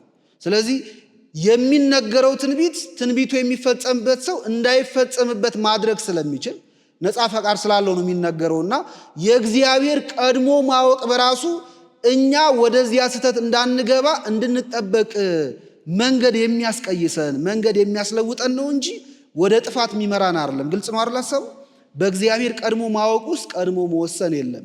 መወሰን ካለ አማራጭ የለም። በቃ አንድ ሰው የተወሰነለት ከሆነ የሆነ ነገር በዚያ ነገር ውስጥ ቢወድቅም ቢነሳም ተሸላሚም ተቀጭም መሆን የለበትም። ምክንያቱም ያ ነገር ከሱ ቁጥጥር ውጪ ስለሆነ ማለት ውጪ ስለሆነ። እንደሱ ከሆነ ደግሞ ወንጌል ማስተማር ለምን አስፈለገ? በኦሪት በነቢያት በኩል እግዚአብሔር ሕዝቡ ማጽናናት፣ ማስተማር፣ መገሰጽ ለምን አስፈለገ? ከዚያ ሰባኪያን ምን ይሰራል? ምንም አይሰሩም እኮ ሰባኪያን። ሌሎች ምስጢራተ ቤተክርስቲያን እነዚህ ነገሮች ሁሉ አያስፈልጉም። ምን ካለ? መወሰን ካለ አያስፈልጉም። ስለዚህ እግዚአብሔር አይወስንም። ጥያቄው ሁለት አይነት መልክ አለው። የመጀመሪያው እግዚአብሔር አዳም እንደሚወድቅ ቀድሞ ካወቀ ለምን ምን አረገው? ፈጠረው። ለምን ፈጠረው መሰላችሁ? ቀድሞ እንደሚያውቅ እግዚአብሔር ያውቃል። የፈጠረው ግን ከወደቀ በኋላ እግዚአብሔር ምን እንደሚያደርገው እንደሚያነሳው ወይም እንደሚያድነው ስለሚያውቅ ነው። ቅዱስ አትናቴዎስ በእንተ ተሰግሖተ ቃለ እግዚአብሔር የሚል ድርሰት አለ እና እዛ ድርሰት ላይ ከሚያነሳቸው ሐሳቦች መካከል አንደኛው ዓለምን የማዳን እግዚአብሔር የነበረው ዓለምን የማዳን እቅድ ከጊዜ በኋላ የመጣ ሳይሆን ዘላለማዊ ነው እና ልክ አንድ የህንፃ ባለሙያ ይህን ህንፃ ሲያቆም ለምሳሌ ህንፃውን መስራት ብቻ ሳይሆን ህንፃው የሆነ ጉዳት ቢደርስበት በኋላ ቢያረጅ የመፍረስ አደጋ ቢያጋጥመው እንዴት ሊጠገን ይችላል የሚለውንም እቅድ አብሮ ምን ያደርጋል? አብሮ ነው የሚያዘጋጀው፣ አብሮ ነው የሚያወጣው። ስለዚህ እግዚአብሔር የሰው ልጅ ከፈጠረ በኋላ እንደሚወድቅ ያውቃል። እንደሚወድቅ ስለሚያውቅ ደግሞ እንዴት እንደሚጠገን አስቀድሞ እግዚአብሔር ምን አድርጓል? አቅዷል። ስለዚህ እንደሚወድቅ አዳምን እያወቀ ለምን ፈጠረው ካላችሁ እንደሚያድነው ስለሚያውቅ ነው እንጂ እግዚአብሔር ፍጥረትን እንዲጠፋ አድርጎ አይፈጥረውም። ለመጥፋት ወይም አፈር ትቢያ ሆኖ ከዚህ በኋላ የሰው ልጅ ታሪኩ እንዲቆም ሆኖ እንዲጠፋ እግዚአብሔር ሊፈጥር አይችልም የሰው ልጅ። ስለዚህ ሊያድነው ነው የፈጠረው እና በዚህ ውስጥ ነገረ ማርያም አለ አይደል? እመቤታችን አለች። ለዚያ ነው እመቤታችን ከዓለም አስቀድሞ በአምላክ ሕሊና ታስባ ትኖር ነበር ሲባል ከዚህ ጋር የሚያያዝ እኮ ነው የሚያያዝ። ስለዚህ ሊያድነው ነው የፈጠረው። እንደሚወድቅ ያውቃል፣ ግን መልሶ ደግሞ እንደሚያነሳውም ስለሚያውቅ እቅድ ስላለው በዚያ ምክንያት አዳምን ሊያድነው የሚወድቀውን አዳም ሊያድነው ምን አድርጎታል? ሊያድነው ፈጥሮታል ነው እሱ አንደኛው። ሁለተኛ ደግሞ ነፃ ፈቃድ ባይሰጠውስ ምን ችግር አለ ይላል። በእርግጥ ይሄ ጥያቄ በጣም እኛ ጋር በተለይ የሚበረክት ይመስለኛል። ለምን መሰላችሁ? የነፃነትን ዋጋ ብዙ ምናውቅ አይመስለኝም። ምክንያቱም አልተገዛንም፣ አልተረገጥንም አይደል? ነው አይደለም? አባይን ያላየ ምን ያመሰግናል? ምንጭ ያመሰግናል ይባላል። እና አሁንም ራሱ እኮ የነፃነት በዓል የለንም። በእርግጠኛ ድል የነሳንበትን በዓል ምናምን ስናከብር እንደው ኢትዮጵያ እኮ በቀኝ ተገዝታ ቢሆን ኖሮ እንደዚህ እናገኝ ነበር እንዲህ እናገኝ ነበር ብለው ቀኝ መገዛትን ናፍቀው ነፃነት አያስፈልግም ብዙ ብለው የሚከራከሩ ሰዎች አሉ። እና ባሪያ የመሆን ሸክምን የማያውቅ ሰው ነው ለነፃነት የተቃለለ ዋጋ የሚሰጠው። እግዚአብሔር ነፃ ፈቃድ የሌለው ወይም ነፃነትን ጨርሶ የማያውቅ ፍጡር አድርጎ ቢያዘጋጀን ኖሮ ምን ያህል ጨለማ ሊሆን እንደሚችል አስባችሁ ታውቃላችሁ? እየሰማችሁ ነው? ነፃ ፈቃድ ባይኖረን። እሺ ተውት። እሺ ሌላው እንስሳ ሆናችሁ ብትፈጠሩ ይሻላል ወይስ ሰው ሆኖ መፈጠር ይሻላል? እስኪ መልሱ። እሺ አንበሳ ሆነ ከምትፈጠርና ሰው ሆነ ከምትፈጠር ከአንበሳነት ሰውነት ይሻላል አይሻል? ይሻላል። በትክክል አንበሳነት እኮ ግርማ አለው፣ ያስፈራል፣ ሲታይ ደስ ይላል። ግን ከአንበሳነት ምንነት ይሻላል? ሰውነት ይሻላል። ምክንያቱም አንበሳ የዕለቱን ነው የሚኖረው። በአፍንጫው ነው የሚያስበው፣ የሚያሸተውን የሚበላውን ነገር ብቻ ነው። ደመ ነፍሳዊ እውቀት ነው ያለው አንበሳ። እና በደመ ነፍስ መንቀሳቀስ ነው ወይስ በጣም የተራቀቀ ህሊናን ገንዘብ ማድረግ? የትኛው ይሻላል? እና ምን ማለት እንደሆነ ታውቃላችሁ? ቅድም ሰምታችኋላ። በእግዚአብሔር መልክና ምሳሌ አይደል የተፈጠረው የሰው ልጅ ነው አይደለም? ቅዱስ ባስሌዎስ ኦን ዘ ሂውማን ኮንዲሽን የሚል መጽሐፉ ላይ በእግዚአብሔር መልክ ነው የተፈጠረው የሚለውን ሲተረጉም እግዚአብሔር ለባዊ ነው አይደለ? እግዚአብሔር ለባዊ ነው ማለት ያስባል። እግዚአብሔር ያስባል የሚለው ቋንቋ ስለሌለን ነው እንጂ ከዚህም በላይ ነው እግዚአብሔር። ስለዚህ እግዚአብሔር የሰው ልጅ በመልኩ ፈጥሮታል። በሰው የእግዚአብሔር መልክ አለ ማለት ሰውም ለባዊ ነው ወይም ራሽናል ሶል አለው ማለት ነው። ለባዊ ነው፣ ያስባል የሰው ልጅ። እና ይሄ ከእንስሳትም ይለየናል። ቅዱስ ባስሌዎስ እንደውም ምን ይላል? የሰው ልጅ በፍጥረት ሲታይ በጣም ደካማ ነው አይደለ? ለምሳሌ ቆዳውን ብትመለከቱት በጣም ቶሎ ለመጎዳት የቀረበ ነው። ሌሎች በጣም ኃያላን የሚያስፈሩ ግሩማን የሆኑ እንስሳት አሉ። እነዚያን ሁሉ ግን እግዚአብሔር የሰው ልጅ እንዲገዛ ያደረገው በምክንያታዊነቱ ነው። በምኑ ነው አልኳችሁ? ጮክ ብላችሁ ማለት በምክንያታዊነቱ ነው። ስለዚህ ምክንያታዊነት ሲኖር ነው በነገራችን ላይ ነፃ ፈቃድ ያለው ነው አይደለም? ያለ ምክንያታዊነት ያለ ለባዊነት ነፃ ፈቃድ የለም። ያለ ማሰብ ነፃ ፈቃድ የለም። ስለዚህ እግዚአብሔር ነፃ ፈቃድ ሰጥቶ ፈጠረን ሲባል በመልኩ የሚባለው እኮ አንደኛው በሱ ነው። እና መልኩን ሳያኖርብን ቢፈጥረን ይሻል ነበር። ይሄ በጣም የሚያሳዝን ነው። የነፃነትን ዋጋ የማያውቅ ሰው የሚጠይቀው ጥያቄ ነው።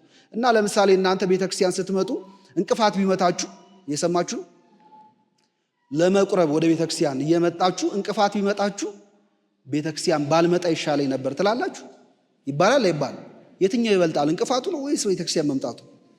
የቱ ይበልጣል? ይበልጣል። እና ባይፈጠር ነፃ ፈቃድ ባይኖረው ይሻል ነበር ከሚስት። እየሳተ ነፃ ፈቃድ ቢኖረው ይሻላል። ምክንያቱም ነፃ ፈቃድ ካለ ተስፋ አለ። እንስሳት እኮ ተስፋ የላቸውም። እኛ ተስፋ አለን፣ ዘላለማዊ ሕይወት አለን። ከእግዚአብሔር ጋር አብረን ለዘላለም በተድላ እንኖራለን። ተስፋ አለን። ተስፋ የተሰጠን ነፃ ፈቃድ አብሮ ምን ስላለም ጭምር። ነፃ ፈቃድ ባይኖረን ኖሮ ተስፋ የሚባል ነገር አይኖርም ነበር። እና ነፃ ፈቃድ የሌለን አድርጎ ለምን አልፈጠረንም ብሎ የሚሉ ሰዎች አሉ። በነገራችን ላይ እግዚአብሔር ነፃነትን የማይጨቁን አምላክ ነው አይደለም? ነፃነትን የማይጨቁን የነፃነት አምላክ ከሆነ እግዚአብሔር ነፃ ፈቃድ እንዳይኖረን አድርጎ ሊያኖረን አይችልም። ምክንያቱም ከእርሱ ጠባይ ጋር ስለማይስማማ የነፃነት አምላክ ነው እያለ ልክ ይሄ ማለት ሰልፍ ኮንትራዲክተሪ የሆኑ ጥያቄዎች አለ። ለምሳሌ የሶስት ማዕዘን አራት ማዕዘን ትሰራላችሁ? መስራት ይቻላል? የሶስት ማዕዘን ስንት ማዕዘን መልሱ እንጂ። አራት ማዕዘን ይቻላል አይቻልም? ሞክሩ። አይቻልም። የሶስት ማዕዘን አራት ማዕዘን መስራት የማይቻለው እናንተ መስራት ስላልቻላችሁ ወይም ስለማይቻል ሳይሆን ጥያቄው ራሱ ምን ስላለበት ነው። ሶስት ማዕዘን ብሎ አራት ማዕዘን አለ። ሰልፍ ኮንትራዲክተሪ የሆነ ጥያቄ ነው፣ አንዱ ከአንዱ ጋር የሚጣረስ። እግዚአብሔር የነፃነት አምላክ ነው ካለም በኋላ ነፃነት እንዳይኖረን ለምን አላደረገም ይባላል አይባልም? በጣም ነገሩ ይወላችሁ። ነፃነት እንዳይኖረን ቢያደርገን ደግሞ ነፃነት ለምን አልኖረንም ብለን መጠየቅ አንችልም። የዛኔ በርግጥ ከሌለን ነፃነቱ ማሰብም ስለማንችል፣ ግን የነፃነትን ዋጋ አለማወቅ፣ የነፃ ፈቃድ ዋጋ አለማወቅ ነው ባይኖረን ምን ነበር የሚያስብለውና እዚህ ላይ ጥንቃቄ ማድረግ ያስፈልጋል ነው። ካለን ሰዓት አንጻር ይበቃል።